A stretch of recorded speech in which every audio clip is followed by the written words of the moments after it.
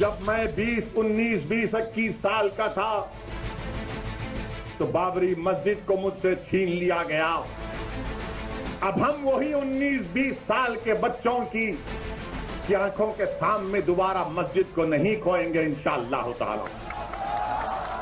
क्या आप तमाम लोग अहद लेते हैं कि हम कोई मस्जिद को नहीं खोएंगे?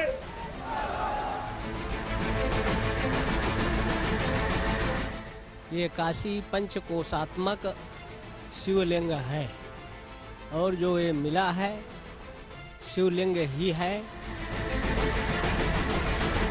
फव्वारा था, इस्तेमाल में होता रहा और आज भी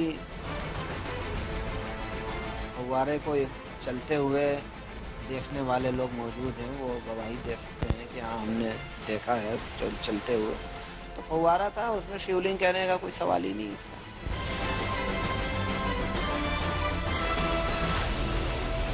ज्ञानवापी मस्जिद के मंदिर होने का मुद्दा अब देश में बहुत बड़ा बन चुका है।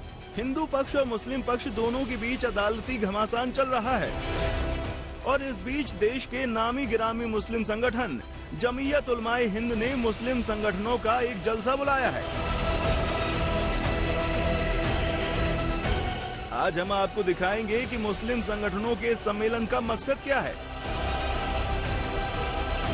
किन किन मुद्दों पर मुस्लिम संगठन एक साथ बैठकर चर्चा करने जा रहे हैं और क्यों हिंदूवादी संगठन जमीयत उलमाए हिंद के इस जलसे का विरोध कर रहे हैं। लेकिन उससे पहले आपको दिखाते हैं कि काशी की ज्ञानवापी मस्जिद बनाम मंदिर की लड़ाई के सबसे बड़े केंद्र बिंदु कौन कौन से हैं।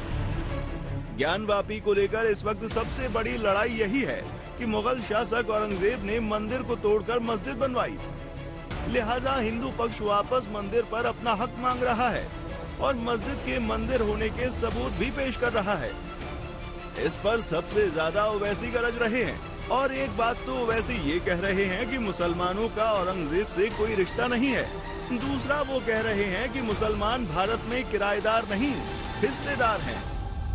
तो क्या मैं भी खड़े होकर कह दूं कि देश के प्रधानमंत्री मोदी जिस घर में रहे थे उसके नीचे भी मस्जिद है, खोदी जाए?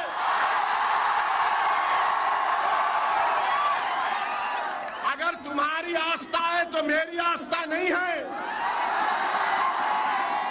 क्या? मोदी की आस्था ओवैसी की आस्था से बढ़कर है या बराबर है? बताओ आप। ये देश आस्था पर नहीं चलता मोदी जी, ये देश चलेगा तो संविधान पर चलता था और चलता रहेगा। भारत का मुसलमान किराएदार नहीं है, हिस्सेदार है। देश में इस वक्त सिर्फ ज्ञानवापी नहीं बल्कि मथुरा की शाही ईदगाह और कुतुब मीनार की कुव्वतुल इस्लाम मस्जिद में भी मंदिर होने का दावा किया जा रहा है। ऐसे में जमीयत उलमाए हिंद देवबंद में 28 और 29 मई को मुस्लिम संगठनों का एक बड़ा सम्मेलन आयोजित करने का ऐलान करता है। देवबंद में इसकी तैयारियां भी शुरू हो चुकी हैं। कहा जा रहा है कि इस सम्मेलन में मुस्लिम संगठन एक साथ मिलकर ज्ञानवापी मस्जिद, मथुरा की शाही ईदगाह मस्जिद, कुतुब मीनार और यूनिवर्सल सिविल कोड पर चर्चा कर सकते हैं। मुस्लिम संगठनों के सम्मेलन में 1200 से 1500 के बीच लोगों के आने की उम्मीद है। ये सम्मेलन जमीयत उलमाए हिंद की अगुवाई में हो रहा है। मुस्लिम संगठनों का ये सम्मेलन 3 चरणों में होगा। पहला चरण 28 मई सुबह 9 बजे से 12 बजे तक चलेगा।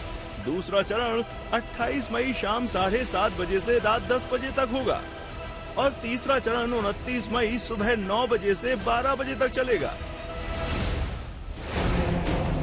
लेकिन हिंदूवादी संगठनों ने जमीयत के सम्मेलन पर सवाल उठा दिए हैं।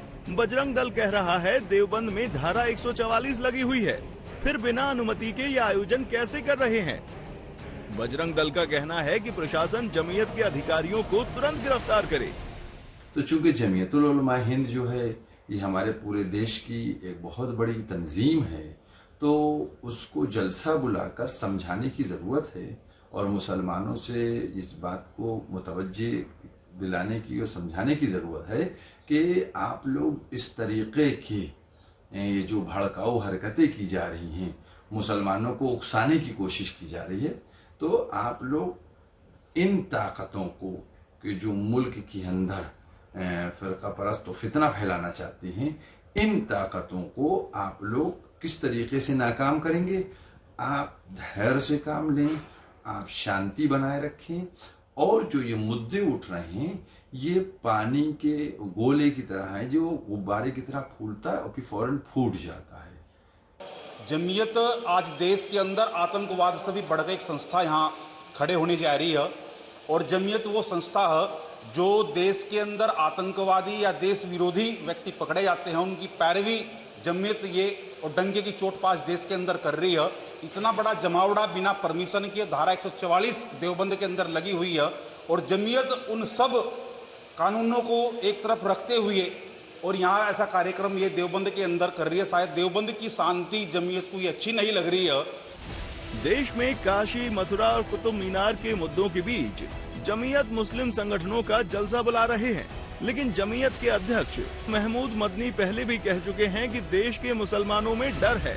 आइसोलेशन आप कह रहे हैं कि मतलब देश में मुसलमान अपने आप को अलग थलग पा रहा है।